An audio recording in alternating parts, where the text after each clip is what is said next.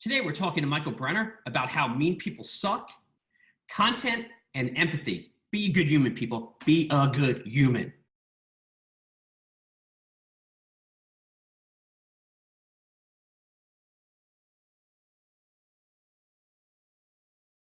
Today we have with us Michael Brenner, author of multiple books, speaker, and today he's going to talk to us about a whole bunch of various topics. Michael, for those of our listeners who may not know who you are, can you give us a little bit of background?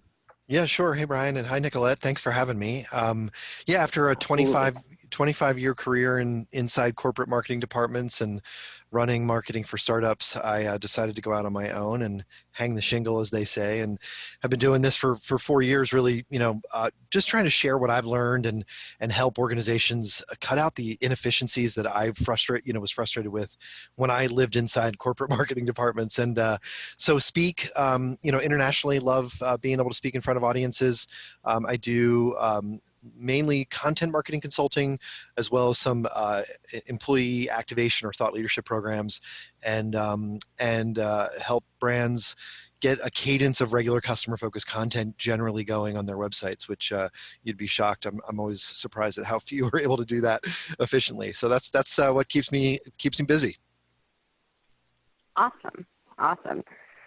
So Michael, Bryan and I were talking a little bit before we hopped on the line with you, and one of the things that you talk about a lot is ROI, and I really, really want to go there because ROI is clearly important. Marketers are trying to prove the value of content marketing to their superiors, to whoever holds those budgets. And I mean, you wrote an entire book about this. So my question for you is, what do you say to those people who just really don't understand how they're going to see a return?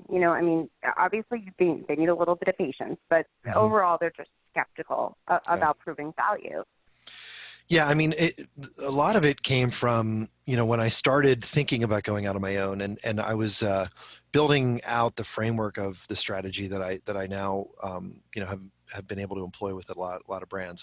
And the challenge that CMOs were always talking about was, show me the money. Where's the, I'm feeling the pressure of delivering a return on investment, not just with content or content marketing or any kind of marketing overall, and CMOs and marketing leaders. And I felt that pressure myself. I kind of went into the marketing field as a salesperson with a real bias for marketing that delivered actual measurable results and, ideally sales revenue. So it was always a important thing for me, but there's a lot of marketing out there that doesn't, and a lot of marketers out there that don't have that understanding. And so, I wrote the book to really answer that question. How can not just content marketers, but marketers overall show and start to demonstrate a real return on investment from their marketing activities? And it started for me with this question from, I remember the CMO who was sitting back in his chair with his arms folded, and he's like, what's the ROI of this content marketing activity? And I asked him, I was like, well, what's the ROI of your marketing overall? He's like, well, we do a lot of marketing, and, we have budgets that come to us and then they get cut. And, he basically couldn't answer the question. And then I went to another CMO and asked him, and another CMO and asked her, and 5 CMOs in, no one could answer the question. None of them knew the ROI of their marketing overall. So basically the book was my attempt at trying to show that no matter where you are, if you're trying to drive awareness, or if you're trying to change the perception of your brand, or, if you're a classic B2B marketer like I was, if you're trying to drive leads for sales, or, what I call the stepchild, the bastard stepchild, unfortunately, I think, of marketing objectives, customer retention. No matter what, basically, no matter which one of those 4 or 5 objectives you have for marketing, there are measures in the digital world we live in that can showcase and demonstrate the value that marketing brings. And, so I wrote the book, The Content Formula, to really try to address the math. And as an English literature major, it was really tough for me, and luckily I had a co-author who was brilliant at math. And we basically documented and showcased and even created an online calculator for the 10 formulas that any marketer can use to showcase return on investment.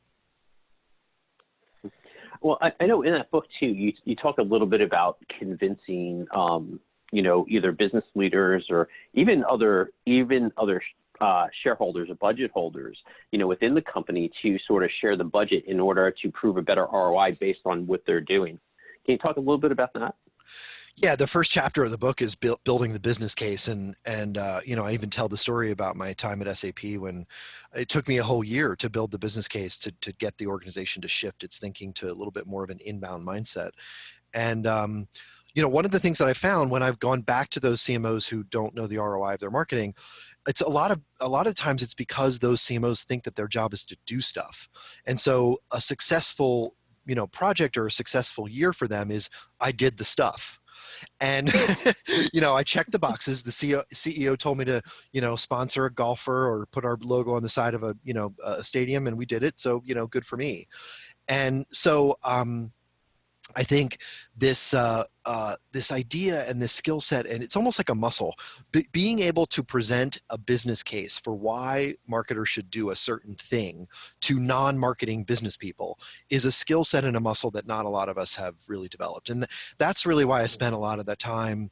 And even today, I'm going to be at Content Marketing World next week, and every year I try to talk about how one of the biggest opportunities I think marketers have is to learn how to present the business case, the why for what we should be doing and what we shouldn't be doing. And that's just something, it's like I said, presenting it in business terms is something not a lot of marketers are really good at.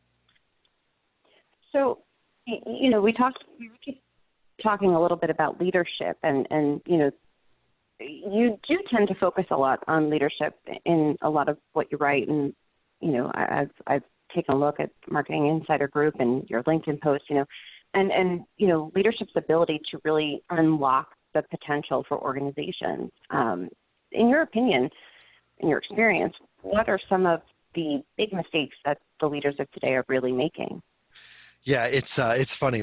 I said this thing on stage once when I was pretty, maybe 5 or 6 years ago. I was a relatively new speaker, and wasn't getting paid for it. And I said, guys, like, one of the reasons why I think we do so much marketing that doesn't work is largely because of an executive who asked us to. And I had like all these people retweeted, and it became. I wrote an article about it, and now I say it in every presentation. It's the most retweeted thing I've ever said. So it's really pretty obvious, and it's kind of depressing, I think. I even show a picture of a like curmudgeonly old grumpy white guy, and and I point fingers at the picture, and I say it's his fault. He's the one who made me do all this bad marketing. And but part of it is, I say, listen, we can spend all the time we want pointing the finger at leaders, executives, our boss, the sales team, on all kinds of other people who make us do stuff, or we can take the accountability ourselves. To me, that's what leadership really is. It's I'm accountable for the stuff that I do. And so the biggest gap that I see in the marketers that are successful and the ones that aren't is they take accountability. They push back on the things that they know aren't going to deliver business value. They have the courage to take that leadership position. And leadership isn't something somebody hands to you because you got promoted and you have a VP title. It doesn't make you all of a sudden a leader. Leadership is, it's taking the accountability for the things that you do, the things you direct your team to do, and the success of those things. And so that's why I talk about it, because I think it's really the biggest gap. It's an attitude, not a totally. position. Yeah. Yep. Yeah. Absolutely. And that kind of leads into mean people suck. And I was going to ask the same thing, Nicolette. They do, don't they? They do. They totally suck. We actually one of our principles, one of our core principles at Insomnicat is don't be an asshole, which is just pretty much be a good human, right? That's right. It's actually in my mission, and I don't actually have it published anywhere, but I don't work with assholes, and it's kind of the same thing. I definitely don't want to be one, and I definitely don't want to work with one, because life's too short. Absolutely. Yeah, exactly. Definitely. Yeah, exactly. So for those who don't know, Mean People Suck is Michael's new book that's actually coming out pre-sale, right? This upcoming Wednesday, the 4th. September 4th. So do you want to tell us a little bit about, what was the inspiration? I mean, I think I can sense where the inspiration came from, but what is that book about? I understand you're really going to dive into being a better business person overall. So, employee like you were talking about, or a leader, and dealing with difficult people. Yeah. Yeah. I was doing a new presentation a couple of years ago to, it was a combination of marketing, sales, and HR. And it was a really cool conference where there were separate tracks for each of those groups it was actually the retirement home industry, believe it or not. And they had this annual conference. And at the beginning and the end of each day, they bring every one of those groups together. And I was the closing keynote. And, I was trying to figure out how do I address things that are relevant to all three of those groups. And I started looking back and I started counting and I realized I had 53 jobs in my career that I counted, like actual roles, titles. And many were with one company, a couple of times, but still I couldn't believe I had more than 50 job titles, and I started thinking like, well, how many of those were I happy? How many of those jobs did I like my boss, like my company, and like what I was doing? And the answer was one, the one that I do now. and and so I started writing this book, and I wasn't sure. I was testing out each speech, like, is this a leadership book? Is it a culture book? Is it a, what's it really about? And the thing that kept coming up was empathy. And what I found was that organizations that are successful, they have a culture of empathy. They care about their customers. They care about their employees. They care about the imprint that they make on the world, sustainability and corporate social responsibility and all those kind of buzzwords and purpose. But I wasn't sure what I wanted to really make the title. Like I just didn't know which was the right direction. So I actually wrote the book 2 years ago. I just couldn't figure out the right hook. And then finally I was talking to somebody earlier this year and it just hit me. And he was like, well, what's this book really about? Why did you write this book? And I was like, I wrote it because mean people just suck. And, and I want people to know that we can be miserable but life's too short and that we need to take accountability and focus on others, and that's how we can get what we want. And he was like, well, there you go. So I Googled it, and sure enough, nobody owned the domain meanpeoplesuck.com. Can you believe that? Wow, that's pretty crazy. So I bought it.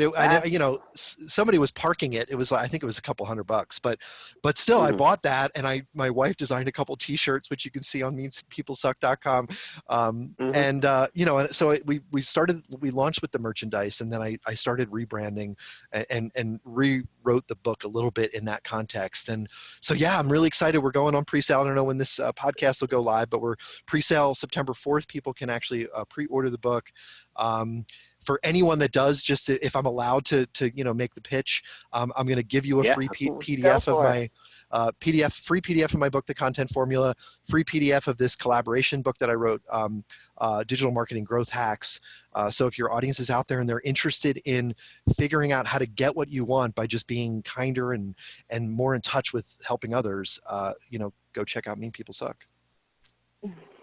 That's awesome. That's awesome. And great. And great URL. I am actually like that's you should actually trademark that now that you have the URL. Yes. That would be awesome. I need to do it. So you know, Michael, Bryan is a URL hoarder. He actually hoards URLs. He's got more URLs than anybody out there. So this one's definitely making him a little jealous. Yeah. You are. That's a good one, Michael. That is awesome. It's awesome. But yeah, I joke around because every other day I have like you have a renewal on your URL, and I'm like, oh man, there's probably a little bit of a problem. There's a gold nugget in there somewhere, I'm sure. There definitely is. There's quite a few of them. Yeah, there's quite a few of them. So.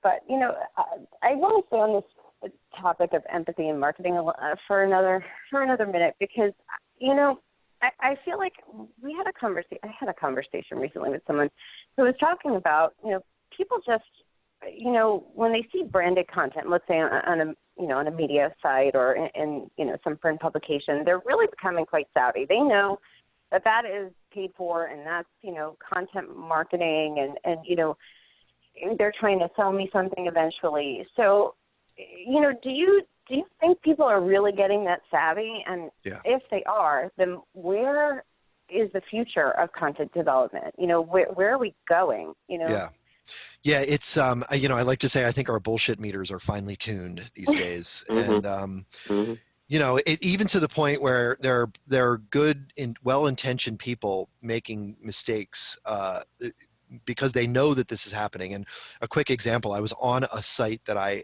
recently started publishing on. and I don't want to name names because I don't want to call anyone out because I think their intentions really were good. There was a brand who I know very well and a person who I actually know, and it was a piece of sponsored content. It was a video about somebody who worked. It was a leader of this company who had actually just was a cancer survivor, and it was a really really moving and touching. And I knew the person when she was diagnosed, and followed her journey, and so happy for her. But the company she works at decided it was a good idea to create a video about her and her story. And the hero of the video was not her. The hero of the video was, hey, aren't we a great company that we stuck by her? And they sponsored this ad on a platform. And I thought, I think they were trying to do the right thing, but man, they really missed the mark. Like it sounded like they were peddling. Like you can't walk into a crowd and say, I am awesome. And here's a banner I just purchased that shows you I'm awesome. And guess what? I helped a homeless person today. I gave him $5. Isn't that awesome? Doesn't that make me look more awesome? Like you can't do that. You wouldn't do it in a social situation. So why do we do it in marketing? I think, Right. Consumers are so tuned in to brands that, number one, are completely selfish. Like, buy my stuff, it's awesome. And now we're even starting to see through the brands that are trying to, make it look like they're awesome because they're being, corporate, they have some social responsibility programs, or they have a mission statement that's helpful. I think it's got to be more authentic. And that's why I get to this empathy. The thing is that what I'm seeing is it's companies that are supporting their employees in the future of the book Mean People Suck isn't really even about marketing, because what we're finding is that successful companies are focused on empathy for their employees and customers. And then those employees and customers are authentically sharing stories that relate to the brand, or in some cases don't even really relate to the brand.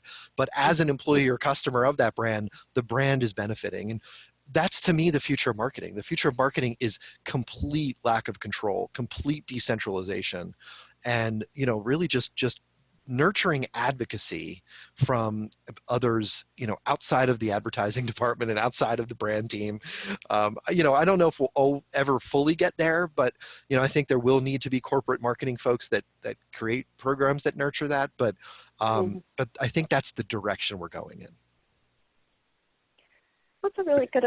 I never thought of that. I never thought about that. So it's almost like the employee becomes the influencer in a sense. Totally. Right. Yeah. I mean. Yeah. And even your customers wind up, in that case, because if you're doing the right thing and showing empathy towards your employees and your customers, everyone becomes sort of your influencer that you're touching with that.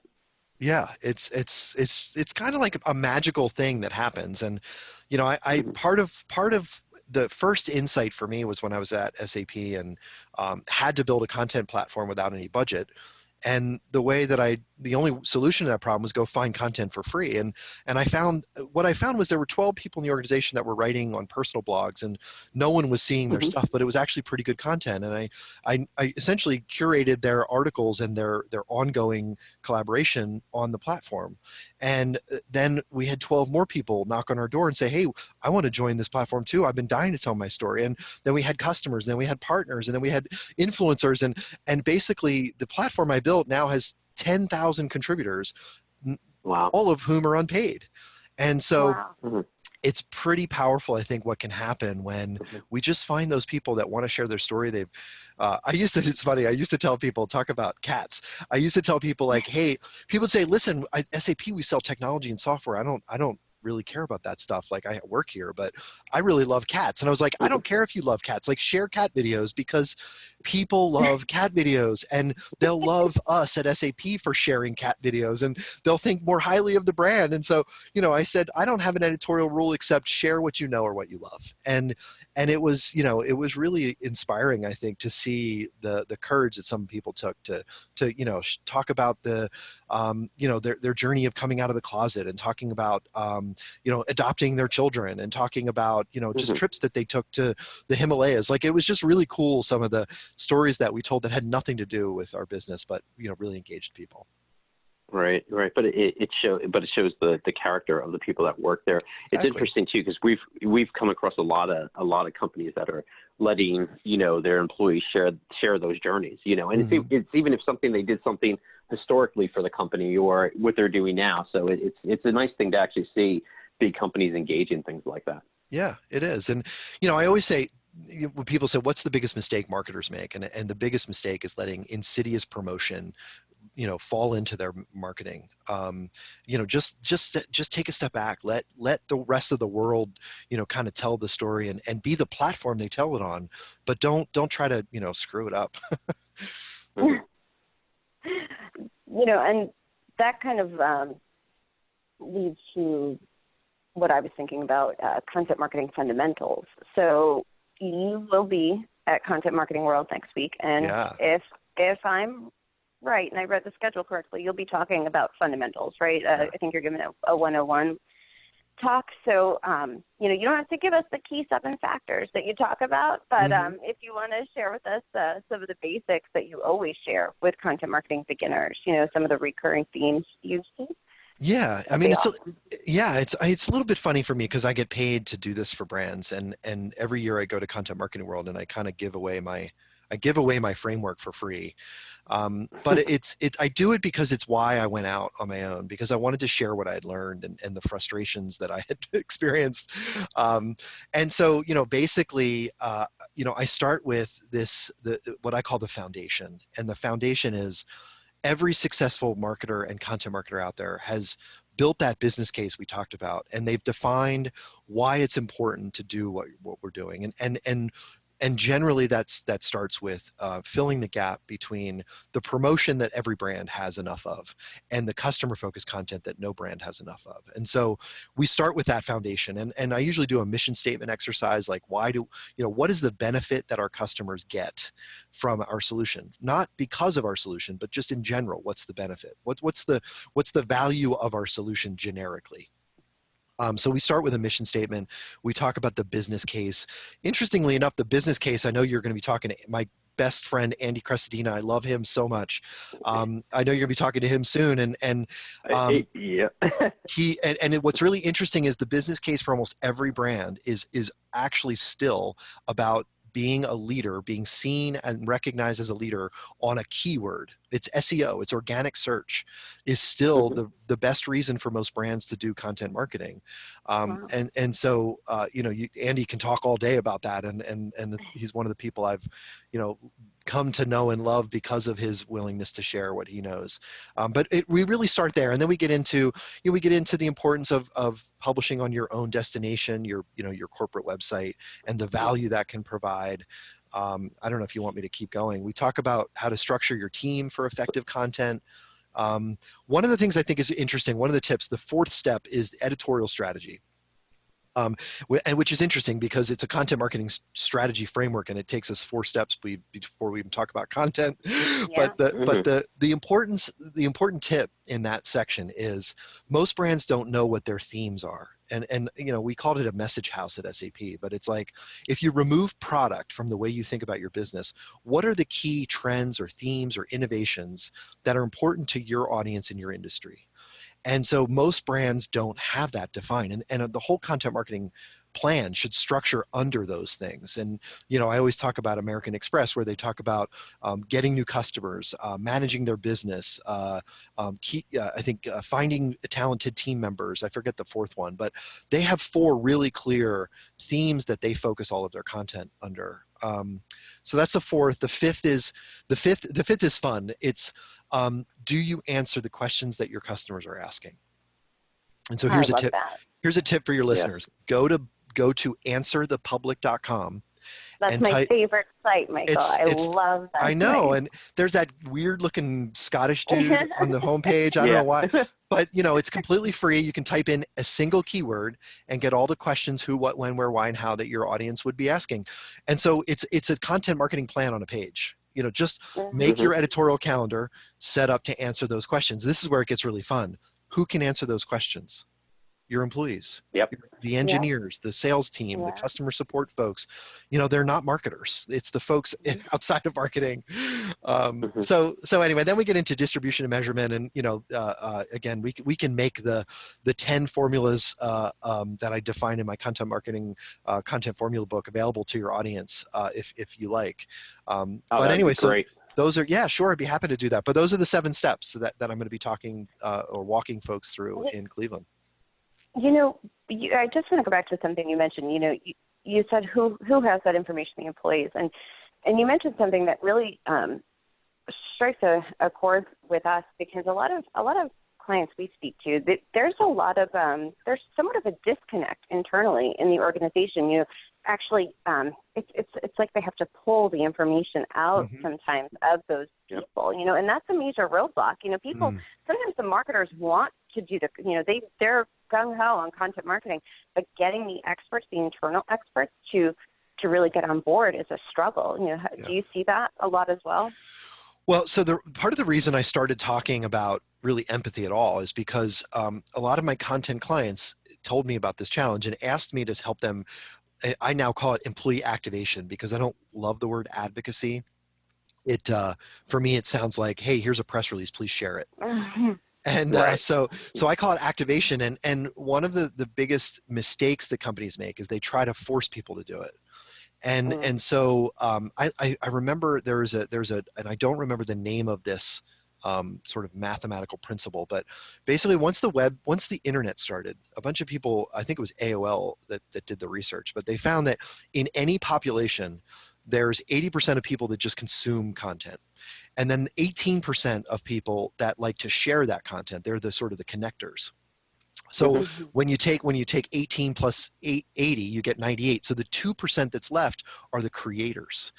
And so the point, and they did this research, and they looked at populations that were, populations of people that live in Russia, populations of engineers in a company, populations of politicians. Like it's true of almost every population, and it's true inside every company. And so my advice to those companies is, seek out those people that want to tell their story. Don't mandate it for anyone. Find that 2%. That's the trick. Right. And when you do that, especially if you're treating with empathy, it's going to be so organic and so natural, you know, and if you're not putting limitations on what they're saying, you're really that's what's going to give you the power of in that story itself, in that storytelling. So. Yeah. Exactly. It's really fun to see, because when I talk to these folks, these, thought leaders, as some companies call them, the message is, listen, we want to celebrate who you are and what you love and what you know. And in the process, we're going to help you build your personal brand, and you're going to get, you're going to become the hero of this company. And that, it's really fun. It's really rewarding to see that process take place. And, and then what happens is it's almost like a natural gamification. Then you start to see the next level of people that were a little bit more shy, who also want to share their story, start to raise their hand and say, hey, I want to join too. And then, it just starts this positive, virtuous cycle, again, just through empathy. Hey, we want to help you tell your story and make you the hero. It starts to create this virtuous cycle that ends up providing tremendous business value for almost no investment. That's awesome. Fun. Yeah, that is. That's great. See, marketing can be fun, people. It can be fun. Exactly. Marketing is fun. Marketing is funny. Content generation is fun. It is. It's what gets people like us excited, right? Exactly. Exactly. As well as every marketer. Yeah. So Bryan, those were kind of the ones I really wanted to know. I had burned those in my brain. So if there's anything I'm missing or leaving out or something super important, please fill in the gaps. Yeah, no. I think we got a lot of stuff. Michael, thank you for joining us today. Everyone, please visit Michael's site and check out his new book. MeanPeopleSuck.com is the URL. And Michael, they could get your book as of 9/4, correct? They can pre-order it as of 9/4, and then once they get it, I'm gonna, like I said, I'm happy to share my free PDF copies of. There's actually an audiobook companion guide, which is kind of like it's kind of a little mini ebook in itself, and then free copies of, like I said, the content formula and digital marketing growth hacks. And I really appreciate you guys bringing me on. This has been a really fun conversation, and thanks for giving me the opportunity to pitch and promote the launch of the book. I'm really excited. I really hope that it helps people and maybe, starts to help the world suck a little less. Yeah, absolutely. I mean, I know I'll be reading it, and there may be a couple of people I actually buy it for and send to. You know, that'd be awesome. Well, thanks again, Michael. I appreciate it. Have a great weekend and have a great time at Content Marketing World. Yeah, thanks so much for having me.